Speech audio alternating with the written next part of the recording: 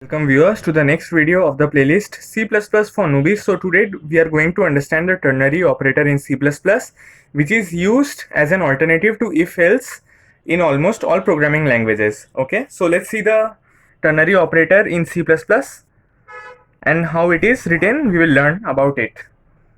Let's say we have a variable first, int a is equals to 5, and if a equals to 5, we see out good, else we see out bad. Okay, now how to write this with the help of ternary operator. Okay, in ternary operator we will write something like this: see out only once. Okay, and then we will write a question mark which will be an alternative for the if statement. Okay, instead of writing if, we will now write question mark and then the condition. For example, here it was a equals to 5, so here also we will write a equals to 5, and here let's say int a was equals to 6, and here there will be a bigger bracket for the entire condition. So if a equals to 5, then good, else bad. Okay, so how are we writing this? If let's see first how do we read this. We will read this as, if a equals to 5, then cout will be good, else cout will be bad. Okay, if you wanted to store this in a string, then what would we have written? We would have written string b is equals to, and then if a equals to 5, then good will be stored in the b string, else bad will be stored.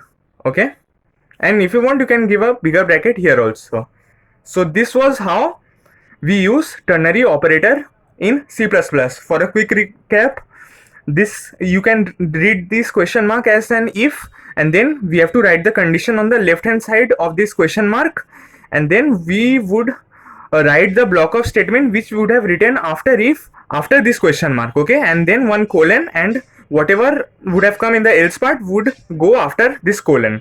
Okay, and on the most left hand side we will store the we will initialize the variable with which we want to store the value according to the condition. Okay, if we want, we can print it also, else we can store this also. So the syntax is a question mark, a condition, then a block of code, then probably one single statement over here, then a colon, and then the else part. Okay, so now let's see one typical example, or you can say a complex example. So let's say we have been given int b equals to 7 as initialization.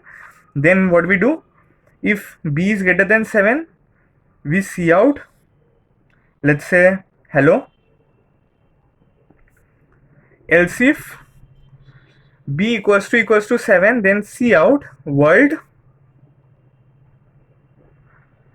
else we see out hello world. Okay, so how do we implement this one?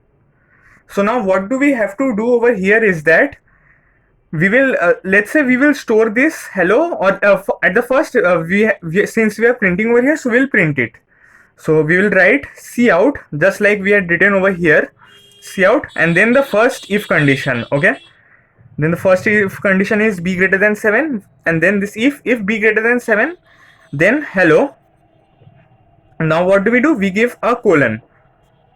After giving a colon, we again give this condition. Why? Because there is this else if, and after giving this condition we have to write this question mark always.